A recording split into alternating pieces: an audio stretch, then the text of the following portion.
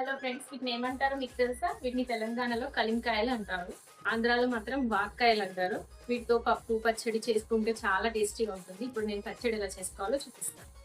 ఎప్పుడు ఒకే రకమైన చట్నీలు తిని బోర్ కొట్టిందా? అయితే ఈరోజు నోరూరించే కలింకాయ పచ్చడి రుచి చూడాల్సిందే. అందరం ఎక్కువగా చింతపండు, నిమ్మకాయలు, ఉసిరికాయలు వంటి వాటిని వాడుతుంటారు పులుపు కోసం. వీటన్నిటికంటే కూడా ఎక్కువగా ఉండే సీజనల్గా దొరికి కలిమికాయలు అనేక అద్భుతమైన లాభాలను లివర్కి ముఖ్యంగా అందిస్తుంది. మన బాడీకి లివర్ పనితీరు బాగా ఉండేందుకు ఇది బాగా పనిచేస్తుంది.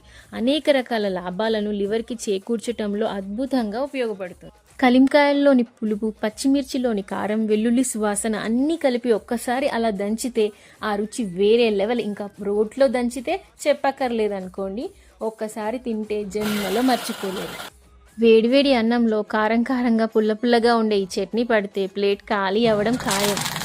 ఈ సీజన్లో బాగా దొరుకుతాయి కాబట్టి దొరికినప్పుడల్లా పులుపు కోసం వంటల్లో వాడుకోవచ్చు. ఇతర పులుపుల కంటే కూడా న్యాచురల్ టేస్ట్ని ఇస్తుంది. ఏంటి వీడియో నచ్చిందా? అమ్మమ్మల కాలం నాటి అసలైన నాటు రుచితో నిండిన ఈ కలిమికాయ పచ్చడి మీరు కూడా ట్రై చేసి చూడండి. మళ్ళీ మళ్ళీ చేసుకుంటారు. ఎందుకంటే పల్లెటూరు రుచులు ఎప్పటికీ ప్రత్యేకమే కదా. Thank you so much for watching the video.